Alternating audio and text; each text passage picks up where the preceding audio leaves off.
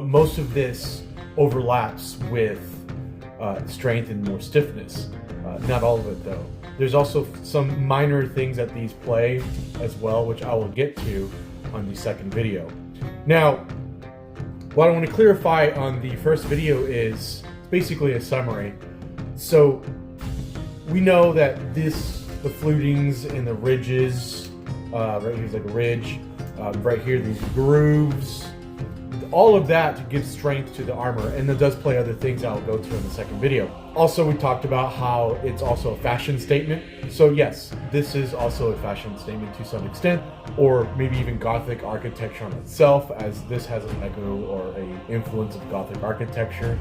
But one of the main studies they show, I think it's very interesting to point out, they actually tested fluted armor on tanks when they're designing tanks. Here, and I'll summarize it for you a little bit, is essentially showing, I guess, experiments done in the early 20th century on vehicles, in this case a tank. And the article talks about how they're thinking of doing this fluted armor in different vehicles, on tanks, on airplanes, aircrafts, and ships as well, and see the benefits of it.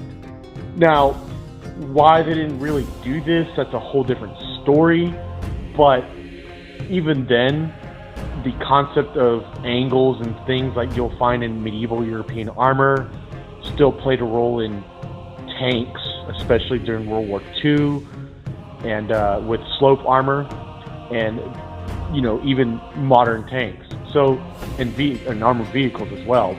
So slope armor, the idea of slope armor has been around for a while. The medieval Europeans really did it with their armor. Now, when it comes to fluted armor, as you can see here, the test shows that they shot at a thick piece of plate, primarily a flat plate armor, and the ballistics went through. At the same distance, they shot it at a fluted armor, and it stopped it. And not only it stopped it, the fact is, on that fluted armor was slightly thinner and lighter than the flat plate they shot it at that failed. So this shows that this does enhance strength and angles and things like that to the armor. And this is the same concept, more or less, when it comes to Gothic plate or Maximilian plate, and as well as other forms of armor out there that you might find, like the Roman helmets. You see this even in Japanese helmets too, to some extent. And I'm sure there's other examples up there.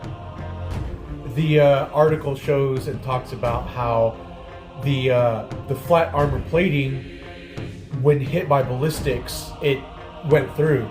Now, when they did something similar to this or this, it actually stopped it. And it was actually a little bit thinner, saving weight to the vehicle or the tank.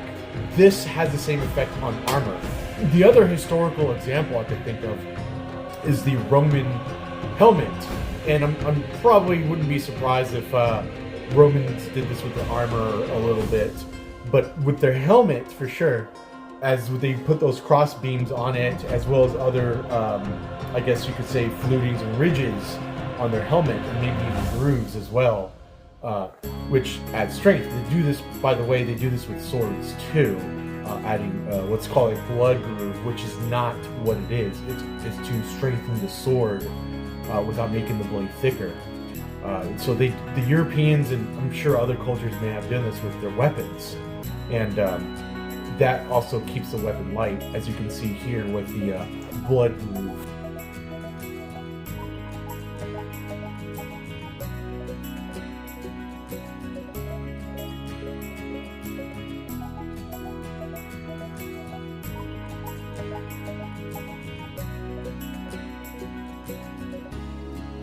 As you can see, this was also done in weapons. So these are other examples of keeping your equipment, in this case armor, and your weapons light, keeping it strong as well, probably even stronger than what it was. According to the article of the tank I showed you earlier, the armor plating was the same alloy, just a bit thinner, yet it stopped the same ballistic. This will, like I said, will do the same thing. The Roman helmet, they just kept the same thickness. They just added those beams and a little more fluting and things into it.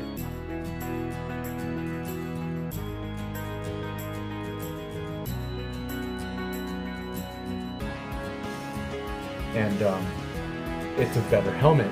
The overall design is basically the same as the older designs. A lot of people don't understand how this stuff works, and you know, they look at this and it's like, oh, it's purely decoration. Well, I mean, maybe this is, for example, but no, a lot of this, like arguably 90% of this is not just for decorations, although that is part of it, actually. As I stated before, it's not just for decoration on itself, for engineering purposes, to strengthen the armor, and as well as other things that we'll talk about later on what these serve as well. It's quite interesting. This rabbit hole goes deep. So I'll see you in the future videos, and I hope you enjoy this, and I'll see you guys later.